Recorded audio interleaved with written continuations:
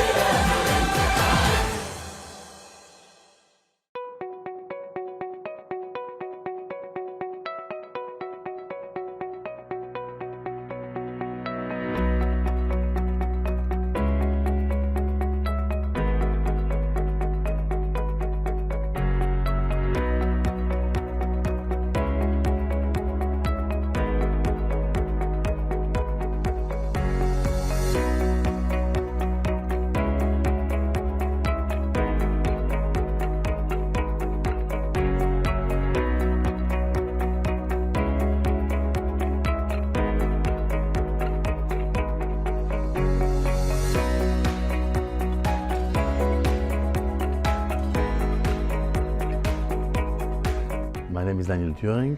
I'm born in Argentina about 62 years ago. Decided to leave Argentina when I was 18. I started traveling, finished education in France, started education in France, continued in Germany, then Israel, then back to France.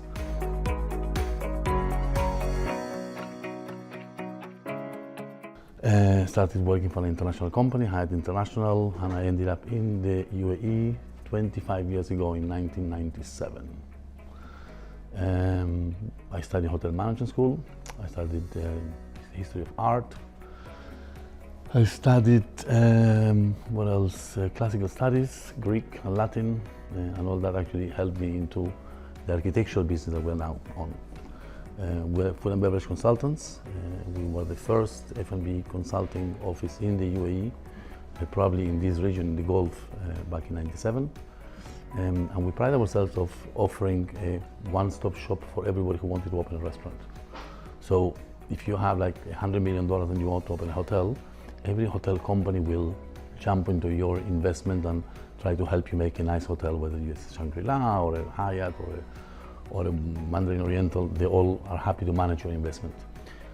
Back in '97, there was no one who was doing the same in the food and beverage ground, in the restaurant side. And we thought, or I thought, that it was this opportunity to offer help to people who wanted to work on that. And that's how I opened the company.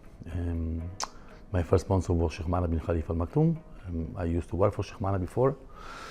From '97 to 2001, I worked with him as general manager of Wafi. And then in 2001, I became independent and opened this business.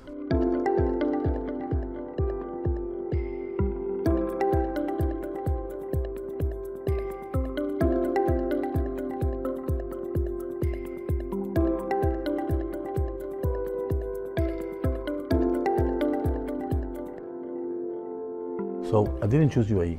Sheikh Mana actually brought me here. I used to work for Hyatt International, the hotel chain. I was in Kazakhstan. Very unhappy actually with my role in Kazakhstan. I was assistant general manager or deputy general manager. And Sheikh Mana was looking for a person to manage his hotel business, to develop and manage his restaurant business. He was looking for a person in London because, you know, the royal family owns the Carlton Tower and the Lounge in London. So they approached people in there, and people in there, common friends, they said, talk to Daniel, he's in Kazakhstan and he's not very happy, maybe he'll actually come there. So I didn't actually choose to come to the UAE. It was Sheikh Mana who actually offered me a job to come in here. I was working in Kazakhstan for Hyatt International, and he was looking for a person to join as developer of the restaurant that he wanted to open in Wafi. He found me in Kazakhstan, and he flew me over. We basically clicked in immediately. He's an amazing human being. When he first wanted me to come here, I said, no, I lived in Jerusalem for far too long. I'm sick and tired of stones and Antifada and whatever. I don't want to do anything in the Middle East. And then he said, come and see it. So he flew me over. I saw Dubai, fell in love with the place in '97, talking about. That's it. I've been ever since here. Love the place.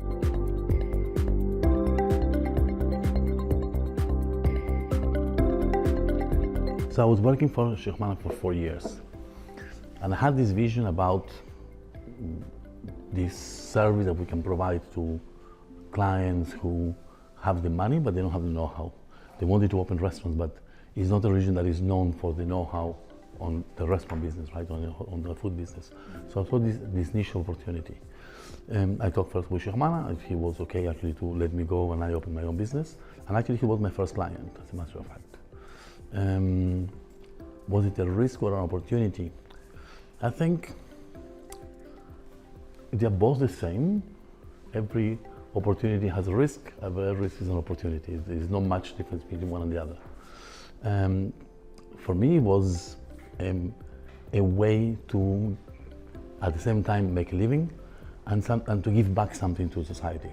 Because by creating nice restaurants and nice places, you're actually giving back to the people who actually stay here. So the restaurant is the business is the first, we were the first F&B consultants to provide this type of business this type of service here in the UAE. What we offer is one-stop shop for the food and beverage business. You know, like when you have, for example, a hotel and you have $100 million, then you can, any hotel investor or any hotel company, whether it is Mandarin Oriental or Hilton or whatever, Shangri-La, they will be gladly help you develop the design, develop the concepts and develop the restaurants and whatever within your hotel. When you only have $500,000, then 500,000 dirhams or 2 million dirhams, and you want to open a restaurant, there is no one there to support you. There was no there at that time anybody to support you. And that's where I saw this opportunity. So it was taking an investor by the hand and telling him, okay, you want to open a restaurant? It's not just about interior design, it's about the chef as well. And for the story, I recall one of my first clients in Saudi Arabia, and he said, like, yeah, we have this restaurant, huge restaurant, Spazio 77 in the Kingdom Center.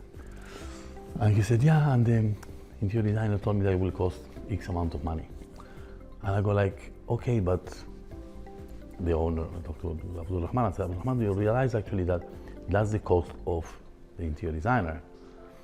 There's MEP, all the conditioning, kitchen, chefs, whatever, the investment is going to be like 3 times that much. He said, no, he told me that that's all included. I said, like, check it out.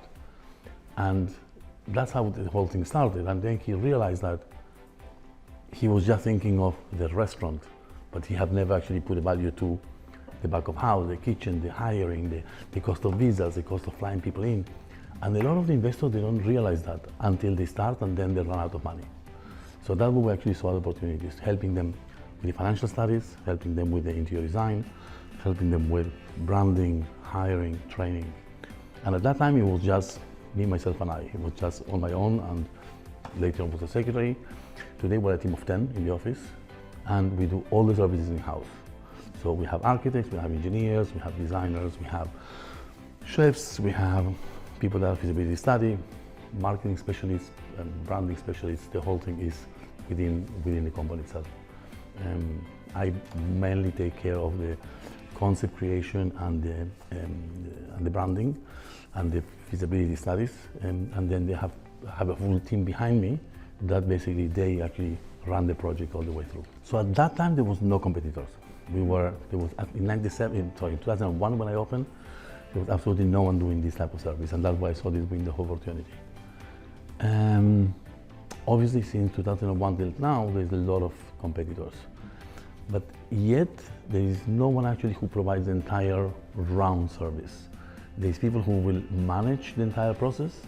There are people who are interior designers, people who are kitchen designers, food service consultants, financial consultants, management consultants. There is not many, if at all any, who provide all the services from A to Z in-house. And this synergy, the synergy that you create by providing everything in-house, it's a lot more value than 2 + 2. In our case, 2 + 2 is 6, if you want to, because we're all talking to each other. So the chef is talking to interior designer and telling him, listen, my plates are going to be that size, so the tables need to be bigger, or we're going to have this type of restaurant, so it's going to be a lot of little plates, so the table has to be like that, or the table has to be high. Or so when the interior designer talks to the chef, and the chef talks to the engineer, the airflow works better, the air conditioning works better, the interior works better, the whole thing actually works as a whole in full energy, in full synergy. As a matter of fact, funny enough that you say that, all my friends said, expand, expand, expand. And if we survive the crashes of 2008 and the crashes of COVID and whatever it is, it's purely because I did not expand. Basically, we are still very small, and I believe on organic growth. I don't believe in taking loans and expanding, and then you don't have how to pay the loan when you have a crash.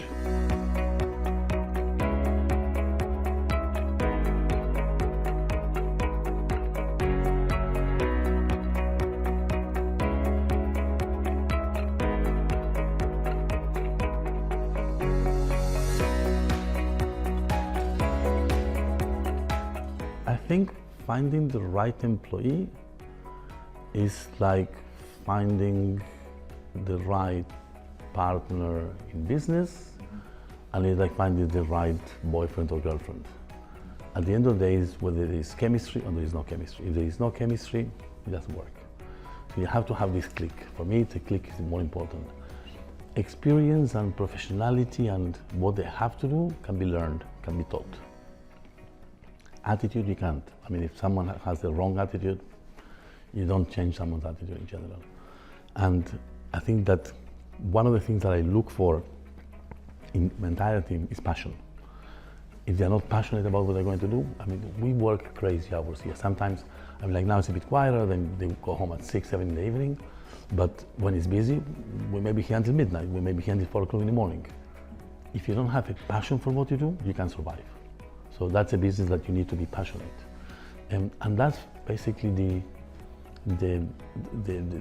what stems everything that you do well. There's a German saying that says, things that you do with passion, you do well. So only when you actually have that drive is that you can excel in what you do. If you don't have that drive, you don't excel, you're always mediocre. And that's what I look in my team. They're not my employees, they're my team. We're all one team.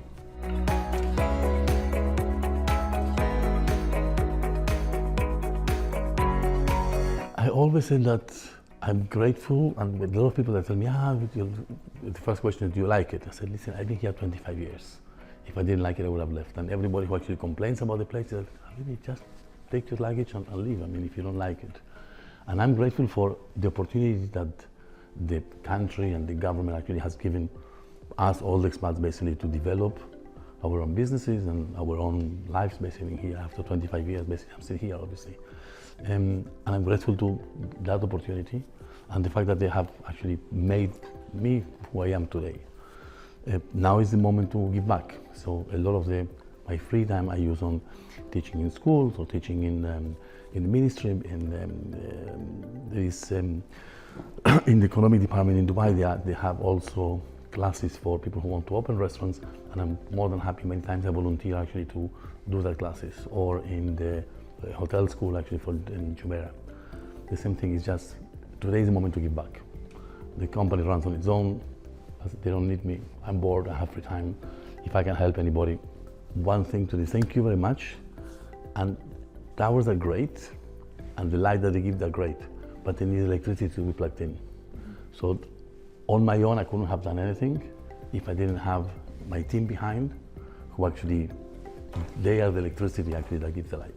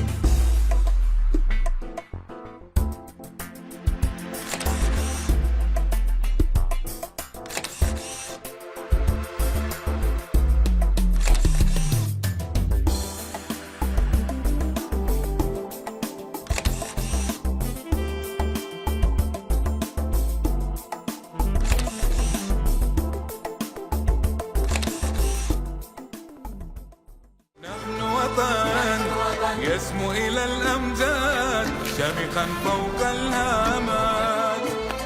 نحن بلد وحده الأجداد تحت راية دولة الإمارات. نحن وطن يسمو إلى الأمجاد